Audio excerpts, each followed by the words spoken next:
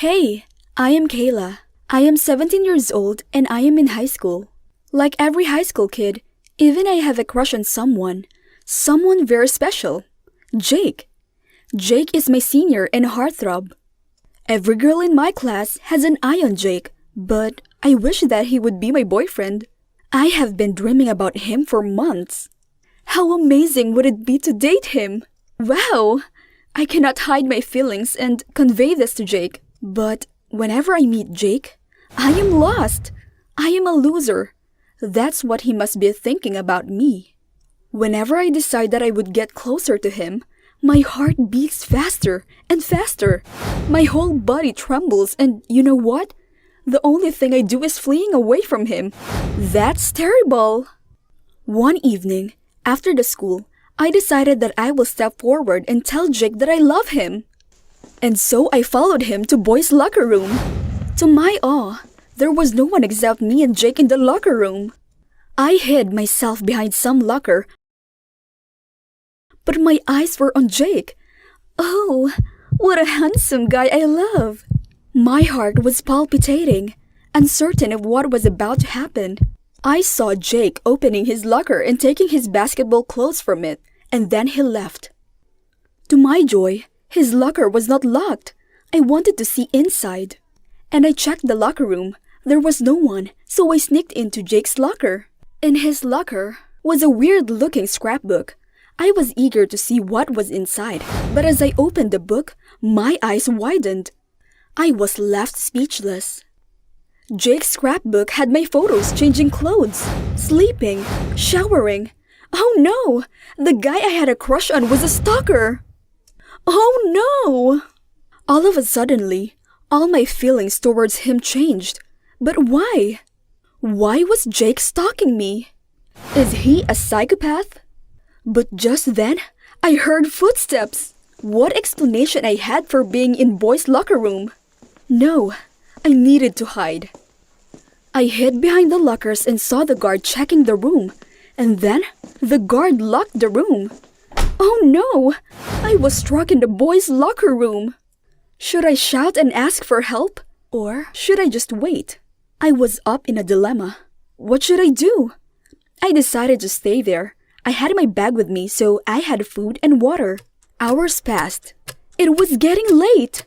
I ate my tiffin. I hoped my parents would search for me and I will be home back soon. Then around midnight, I heard the footsteps again. I believed that it might be the guard on roundup.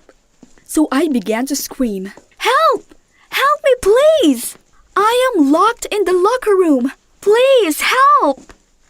The footsteps were getting louder, and then someone was trying to break the door. I hoped it must be my parents or the police. But as the door sprung open, I was shocked. It was Jake. He must have went to my home and found me missing. Finally, you are all mine. These were his words that elicited fear in me. He shut my mouth and kidnapped me. Within a day, everything changed. The guy I had a crush on had kidnapped me. He took me to a cottage in the far woods where no one could hear my screams. "I love you," is what he always said. But how can someone hurt a person he loved? Jake fed me food himself, got me new clothes, earrings, makeup, and whatnot. He even entangled my hairs, but all the while my hand was chained. What kind of love is this? Is this love or torture? I hoped the police would find me soon.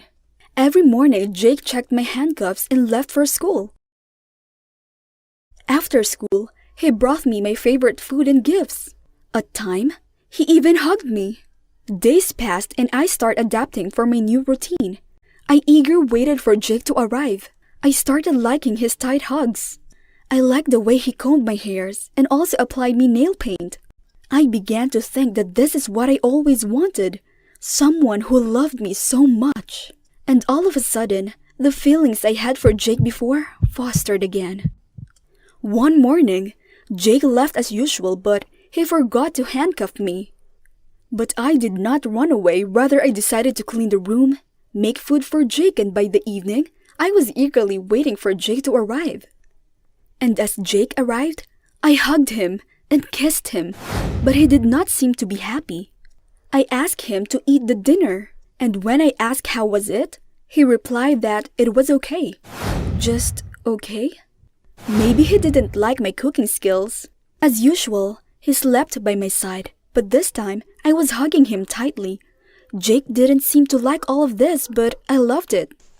The next morning, Jake left for school, but he did not handcuff me. I did everything like before. Cleaned the cottage, prepared a meal, and was eagerly waiting, but Jake did not return on his usual time. Maybe he was late, is what I thought. I waited until the midnight, and then worry struck me. Is he safe? What must have happened to him?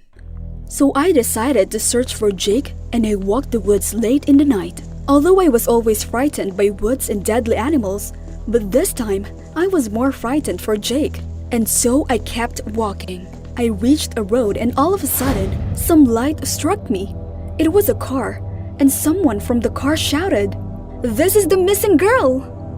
And then I could see the cops getting down from the car. And then they took me for interrogation. I did not reply to their question. I preferred to stay silent than to say Jake's name. My parents arrived and cops agreed to continue the interrogation later. I was going home after a month, but I wasn't happy. My heart was aching for Jake. Next day, I directly went to Jake's house and found him confessing everything to cops. He then came to me and said whatever he did was out of his mental condition, and he is a psychopath. He never wished to cause me any harm. Jake was taken to the institution, and then my parents took me to a psychiatrist.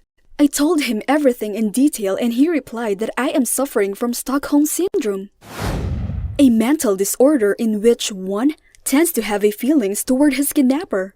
What?